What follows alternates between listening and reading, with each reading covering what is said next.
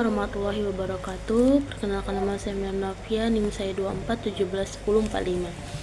Saya dari Prodi Administrasi Publik. Di sini saya akan menjelaskan tentang azas-azas manajemen. Yang pertama yaitu rangkuman azas-azas manajemen, unsur-unsur manajemen, perencanaan pribadi, perencanaan yang efektif, perorganisasian, organisasi sektor publik, penggerakan kepemimpinan dalam organisasi, pengawasan, update pengawasan pelayanan publik, sektor perekonomian. Yang terakhir itu ada penguatan peran pengawasan internal Inspektorat Jenderal Kemenkumham Republik Indonesia. Azas-azas manajemen. Arti manajemen, manajemen to manage, control, mengendalikan, menangani atau mengelola Indonesia, mengurus Malaysia.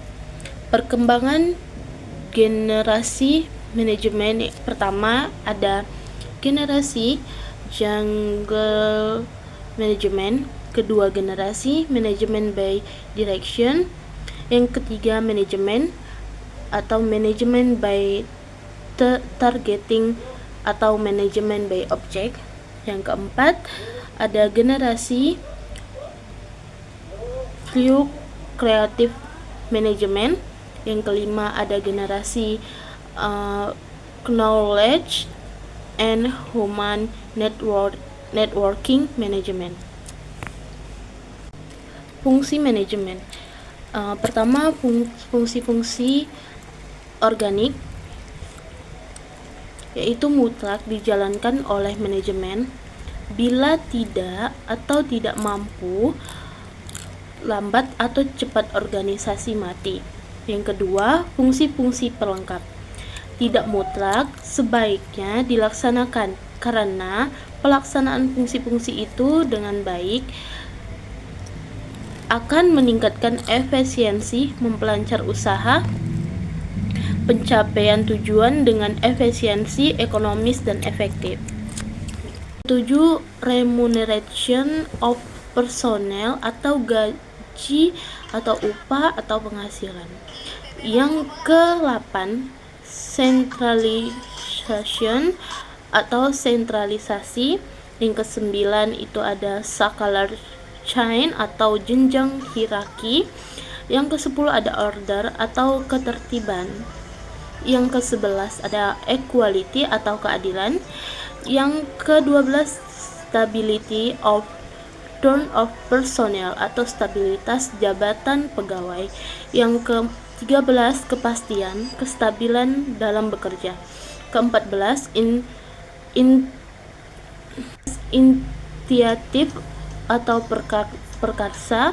Yang ke-15 break the corps atau kesetiaan kawan. Unsur manajemen. Yang pertama ada manusia, yang kedua money, uang, machine, yang ketiga machines, alat-alat, yang keempat methods atau metode atau cara-cara kerja, yang kelima materials, bahan-bahan atau perlengkapan, yang keenam market atau disebut pasar. Teori manajemen itu ada 3. Yang pertama scientific management, itu teori insentif pada tahun 1903. Yang kedua teori hubungan manusia atau disebut human relation tahun 1930. Yang ketiga itu ada behavior science atau disebut teori perilaku pada tahun 1950. Azas-azas manajemen perencanaan. Menurut W.H. Neumann, perencanaan adalah penentuan terlebih dahulu apa yang akan dikerjakan. Menurut Louis A. Allen, perencanaan adalah penentuan serangkaian tindakan untuk mencapai hasil yang diinginkan. Macam perencanaannya yaitu ada 1. Penggunaan, 2. Proses, 3. Jangka waktu, yang keempat wilayah atau tempat pelaksanaan, yang kelima materi atau objek, yang keenam segi umum dan khusus. Perencanaan yang efektif. POAC atau planning, organizing, actuating, controlling. Yang kedua ada POCA atau Plan Do Check Action. Keberhasilan organisasi separuhnya disumbangkan oleh perencanaan. Dunia organisasi sekarang yang disebut dengan target lebih dikenal dengan nama IQ atau indikator kinerja utama, atau dalam bahasa Inggrisnya performance indicator, yaitu untuk mengukur dan menentukan apakah suatu organisasi telah mencapai tujuannya. Perorganisasian atau organizing. Yang pertama, hakikat organisasi sebagai alat manajemen organisasi dapat ditinjau dari dua sudut pandang. Yang pertama, organisasi sebagai wadah atau relatif statis, tempat di mana kegiatan-kegiatan manajemen dilakukan. Yang kedua, organisasi sebagai proses atau dinamis, interaction antara orang-orang di dalam organisasi atau formal dan informal. Yang kedua, fungsi organisasi ada 4. Yang pertama, mengatur kerja dan kerjasama yang sebaik-baiknya. Kedua, mencegah keterlambatan dan kesulitan kerja. Yang ketiga, mencegah kesamping siuran kerja. Yang keempat, menentukan pedoman-pedoman kerja. Organisasi sektor publik. Definisi organisasi sektor publik atau OSP. OSP adalah entitas ekonomi yang menyediakan barang atau jasa publik untuk meningkatkan kesejahteraan masyarakat dan bukan mencari keuntungan finansial. Ciri-ciri organisasi sektor publik itu pertama adalah tidak memiliki keuntungan finansial, tidak memiliki secara kolektif oleh publik. Yang ketiga, kepemimpinan dalam bentuk saham yang diperjualkan. Yang terakhir, keputusan terkait dengan kebijakan didasarkan pada konsensus. Pergerakan atau actuating. Istilah pergerakan, terdapat beberapa terminologi pergerakan dalam bahasa asing antara lain. Yang pertama ada actuating, kedua commanding, ketiga motivating, yang keempat staffing, kelima leading. Teori kebutuhan. Kebutuhan adalah suatu kesenjangan atau pertentangan yang dialami antara suatu kenyataan dengan dorongan yang ada dalam diri.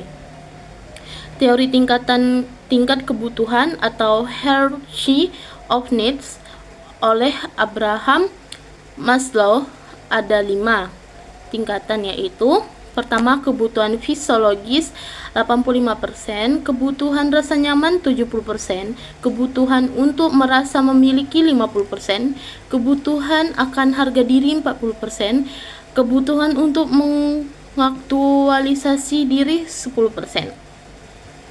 Kepemimpinan dalam organisasi. Kepemimpinan terdapat di mana-mana, melalui dari tingkatan paling rendah, yaitu rumah tangga, desa, organisasi atau perusahaan, sampai kepada negara.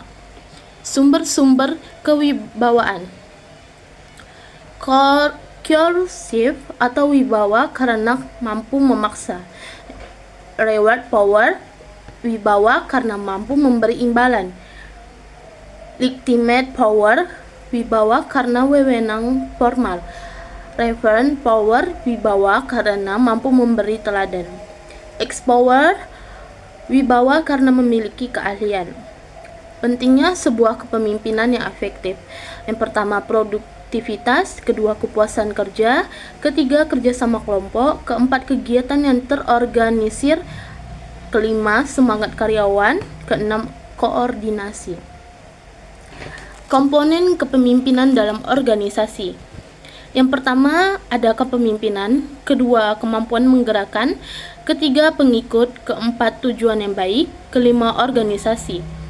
Hal yang berkaitan dengan pengangkatan dalam jabatan pimpinan. Yang pertama ada pendekatan sistem, kedua identifikasi jabatan pimpinan, yang ketiga aspek kepribadian yang diperlukan.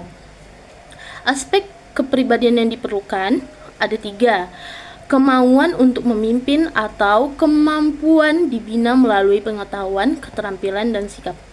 Yang kedua, kemampuan berkomunikasi atau tidak hanya menyampaikan informasi, menyampaikan pihak lain sehingga terjalin kerjasama. Harga diri dan kejujuran, menyangkut segi moral, baik etika, dan sopan santun. Pengawasan atau controlling. Yang pertama, sifat pengawasan itu ada 4. Pertama, fact-finding, menemukan fakta. Kedua, preventif, mencegah. Ketiga, masa sekarang. Keempat, sebagai alat. Yang kedua, ada fungsi pengawasan, ada 5, yaitu mencegah penyimpangan, memperbaiki kesalahan menindak, penyalahgunaan. Keempat, mendidik pegawai. Kelima, mempertebal rasa tanggung jawab. Yang ketiga, ada teknik pengawasan, ada 2, yaitu pengawasan langsung dan pengawasan tidak langsung. Yang keempat, metode pengawasan. Yang pertama, metode observasi langsung. Yang kedua, metode statistik. Yang ketiga, metode laporan. Pengawasan pelayanan publik sektor perekonomian ada 6. Yang pertama, pengawasan penyaluran bantuan pangan. Yang kedua, sistemik review layanan tata kelola industri kelapa sawit. Yang ketiga, pengawasan layanan bea dan cukai. Keempat, pengawasan penyaluran LPG bersubsidi 3 kilo. Yang kelima, pengawasan layanan BP Tapera. Yang keenam, pengawasan pupuk bersubsidi. Tindakan korektif atas laporan hasil pemeriksaan LPH Ombudsman yang telah dilaksanakan oleh terlapor.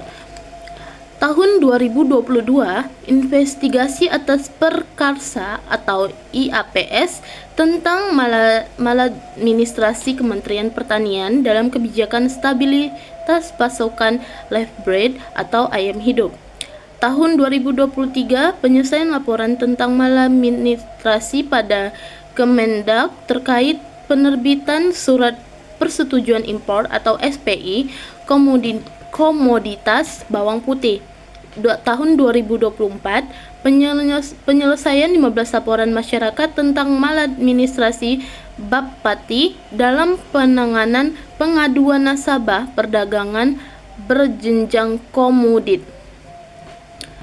Yang terakhir, ada penguatan peran pengawasan internal Inspektorat Jenderal Apip Berakhlak Kementerian Bermanfaat untuk memberikan pesan mendalam bahwa insan Apip sangat mendambakan Kemenkumham bermartabat. Yang kedua, Kemenkumham bermartabat hanya akan dicapai dengan aktualisasi Korview berakhlak. Ketiga, melalui tema ini, kami mengajak kepada seluruh ASN Kemenkumham untuk mewujudkan Kemenkumham bermartabat melalui aktualisasi Korview berakhlak. Capaian panca program unggulan tahun 2022 ada 2, yaitu menyapa, mengerjakan, menyadarkan atau 3M. Yang kedua, aktif belajar. Sekian dari saya ucapkan Assalamualaikum warahmatullahi wabarakatuh.